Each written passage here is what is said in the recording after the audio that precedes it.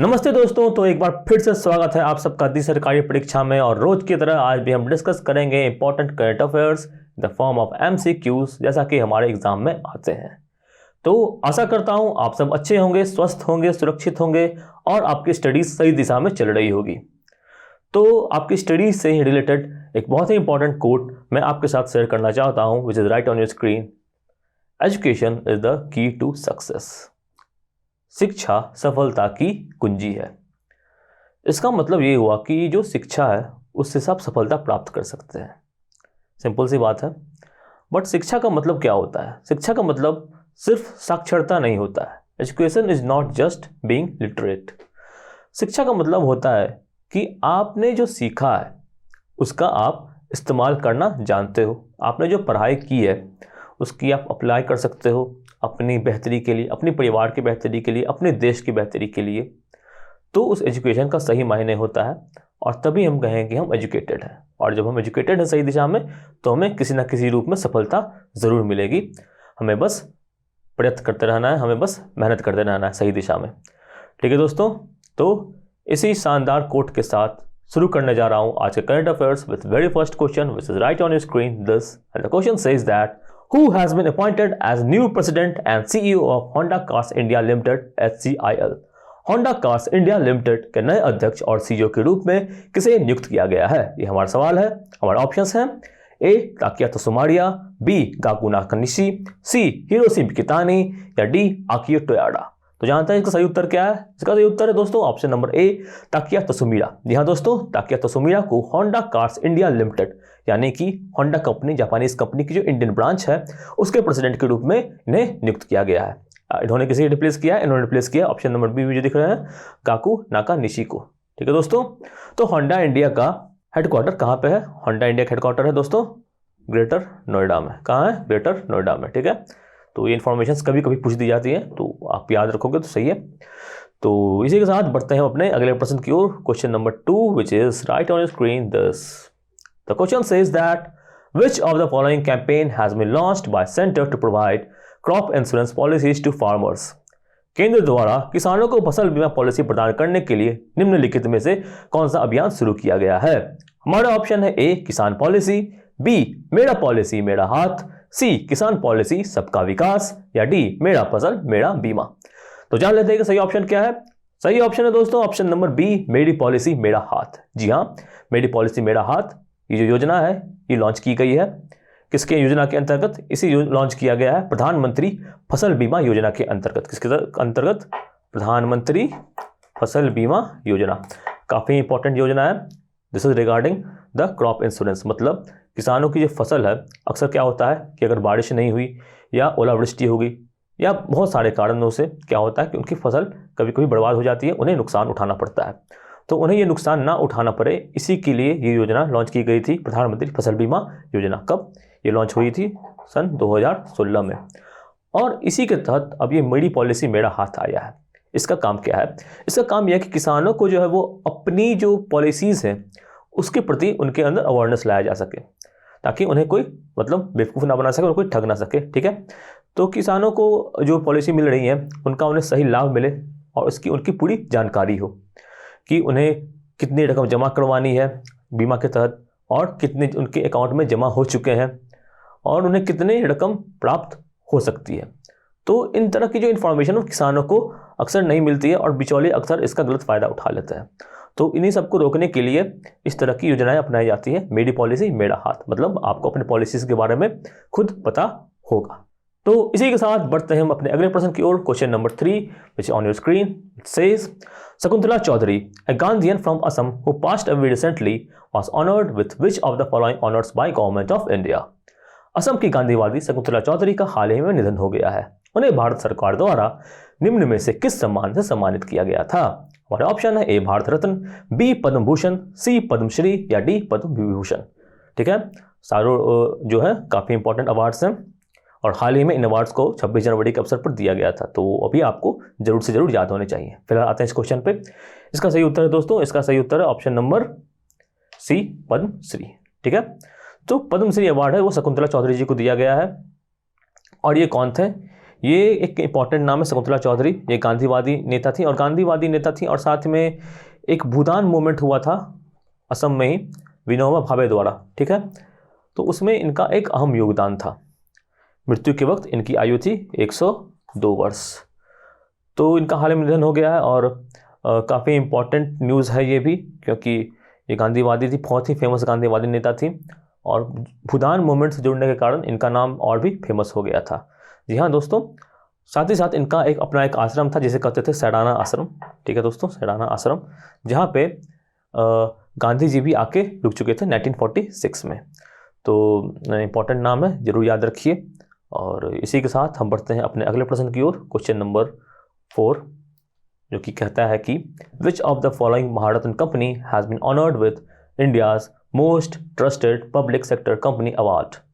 निम्नलिखित में से किस महारत्न कंपनी को भारत की सबसे भरोसेमंद सार्वजनिक क्षेत्र की कंपनी पुरस्कार से सम्मानित किया गया है? हमारा ऑप्शन है A National Thermal Power Corporation, B Indian Oil Corporation Limited, C Bharat Petroleum Corporation Limited या डी कोल इंडिया लिमिटेड।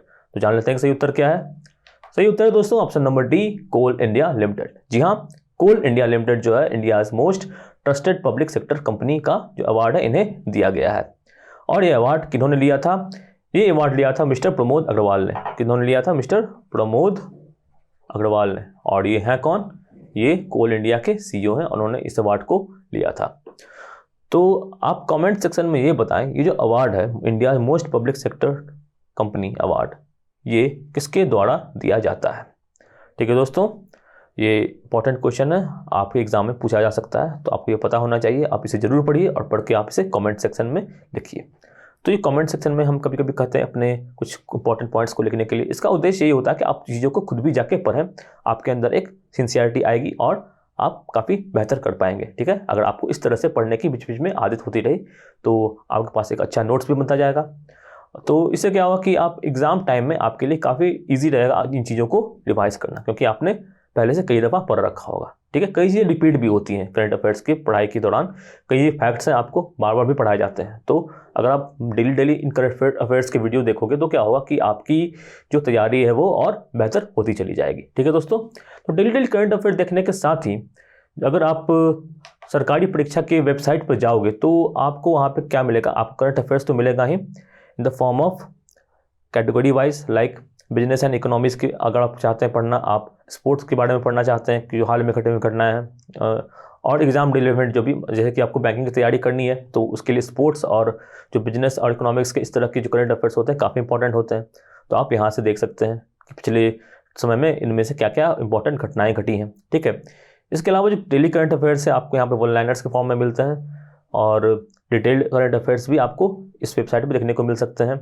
साथ ही साथ आपको न्यूज एनालिसिस और डेली रेफरेंसेस मिलते हैं। डेली रेफरेंसेस का मतलब ये हुआ कि अगर जैसे कि इस तरह की इन्फॉर्मेशन हुई कि मोस्ट इम्पॉर्टेंट सीज या इम्पॉर्टेंट रिवर्स के नाम हुए, तो इन तरह के जो रेफरेंसेस होते हैं आपको यहाँ पे डेली रेफरेंसेस में देखने को मिलेंगे। तो स्टैटिक जीके के लिए आपकी अच्छी तैयारी यहाँ से भी हो सकती है।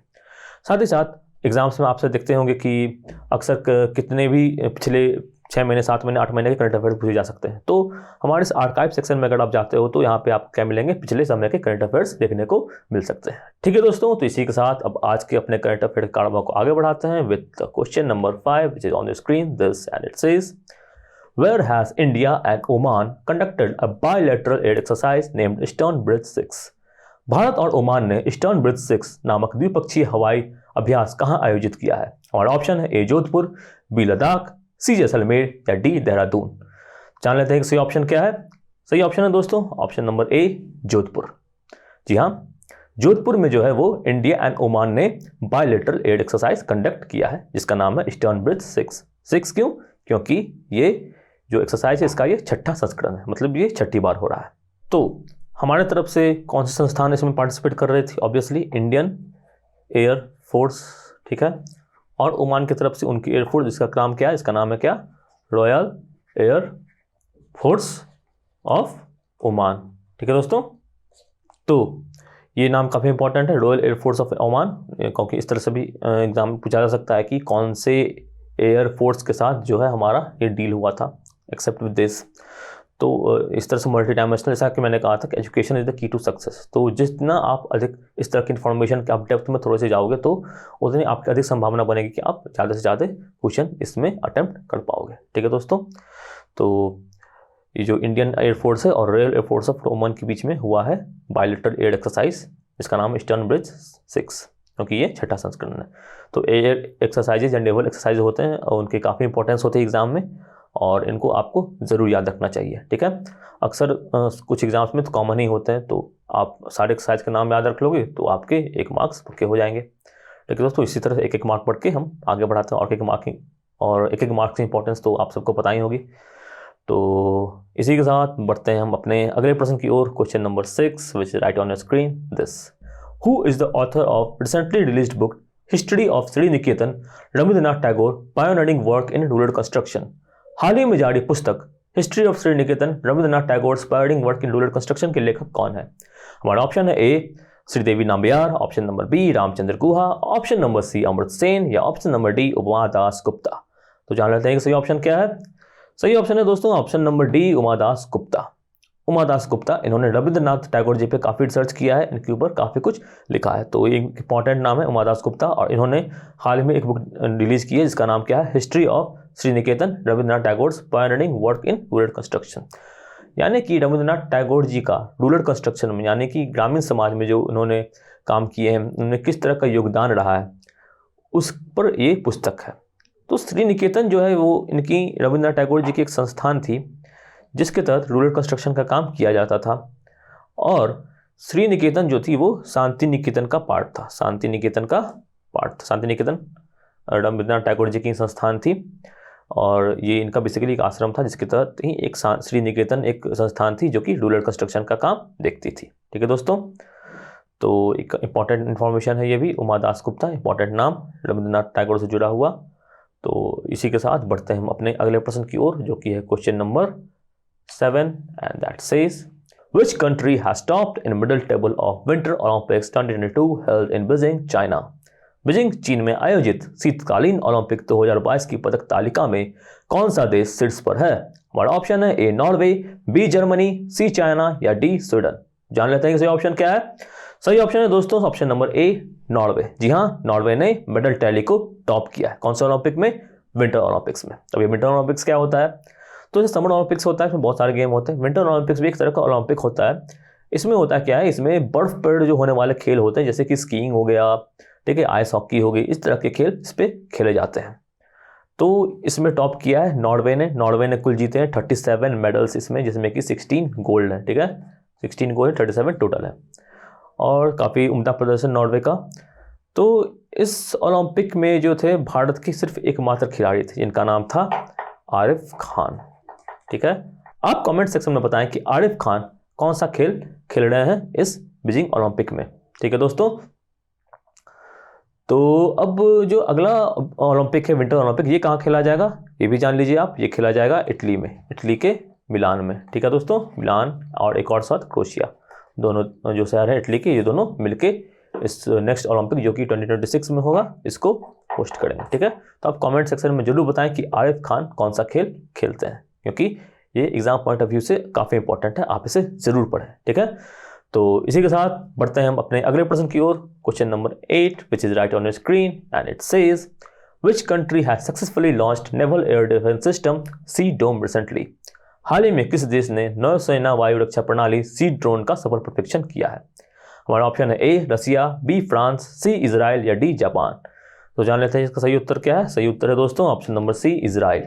तो इजराइल ने क्या किया, एक नेवल एयर डिफेंस सिस्टम को बिल्ड किया है। अब ये सिस्टम बेसिकली होता क्या है, नेवल मतलब क्या होगा, जहाज ऊपर, तो पानी का जहाज है।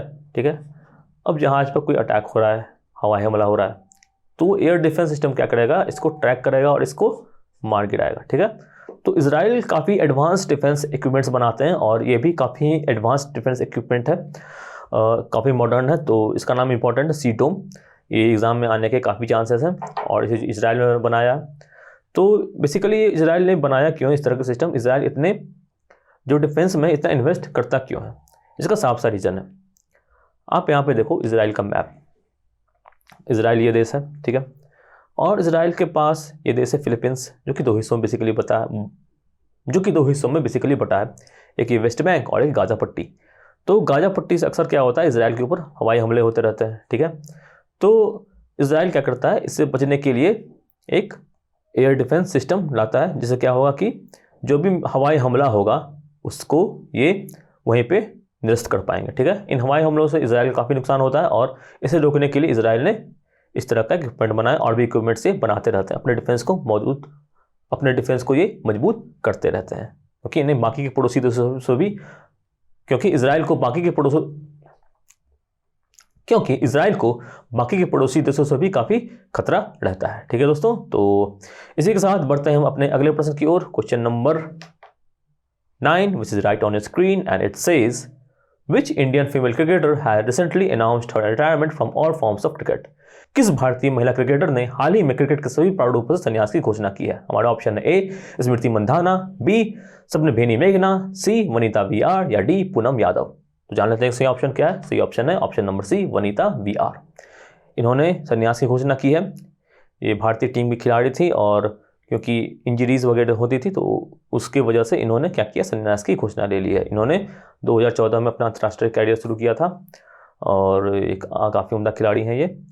तो इसी के साथ बढ़ते हैं हम अपने अगले प्रश्न की ओर। Question number 10 which is right on the screen and it says which of the following media company senior journalist Ravish Tiwari has passed away recently? निम्नलिखित में से किस मीडिया कंपनी के वरिष्ठ पत्रकार रवीश तिवारी का हाल ही में निधन हो गया है? हमारा ऑप्शन है A Hindustan Times, B the Indian Express, C Navbharat Times या डी द हिंदू ग्रुप। तो जान लेते हैं कि सही ऑप्शन क्या है दोस्तों। सही ऑप्शन है option number B the Indian express. तो द इंडियन एक्सप्रेस के सीनियर जर्नलिस्ट रवीश तिवारी का हाल ही में निधन हो गया है, ठीक है दोस्तों।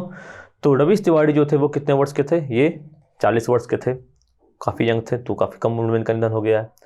और आपको बता दूं कि ये जो थे वो IIT से थे और IIT से होने के बाद इन्होंने क्या किया, मीडिया के क्षेत्र में अपने कैरियर को परस्यू किया। तो मीडिया के प्रति इनका अलग ही पैशन था, क्योंकि इतने बड़े संस्थान से होकर मीडिया में जनरली लोग कम ही जाते हैं, तो ये गए थे। तो मीडिया के प्रति इनका अलग पैशन था, जो कि देखने को भी मिलता था। काफ़ी सीनियर पत्रकार थे, तो इनका निधन हो गया है और ये भी इंपॉर्टेंट न्यूज़ है। और इंडियन एक्सप्रेस के ये वरिष्ठ पत्रकार थे, ठीक है। तो ये इन्फॉर्मेशन आपको जानना जरूरी है। इस तरह के भी सवाल बन सकते हैं कि रवीश तिवारी किस फील्ड से जुड़े हुए थे, तो इसका आंसर हो जाएगा क्या, जर्नलिज्म से जुड़े हुए थे, ठीक है। इससे ऐसे भी सवाल देखने को अक्सर मिल सकते हैं। तो इसी के साथ आज का करंट अफेयर्स को समाप्त करते हैं। और अगर आपको ये वीडियो पसंद आया तो इसे ज़रूर लाइक कीजिए, अपने दोस्तों के साथ शेयर कीजिए, अपने विचारों को कमेंट में लिखिए। सरकारी परीक्षा पे आने वाले वीडियोस की अपडेट पाते रहने के लिए हमारे चैनल को सब्सक्राइब कीजिए और बेल आइकन को जरूर दबाइए। साथ ही साथ आप हमें फॉलो कर सकते हैं फेसबुक पे, इंस्टाग्राम पे और अन्य सोशल मीडिया प्लेटफॉर्म्स पे, जिन सब के लिंक्स आपको देखने को मिलेंगे हमारे डिस्क्रिप्शन बॉक्स में। तो हमें जरूर फॉलो कीजिए और अपनी पढ़ाई इसी तरह से करते रहिए। स्वस्थ रहिए, सुरक्षित रहिए। धन्यवाद।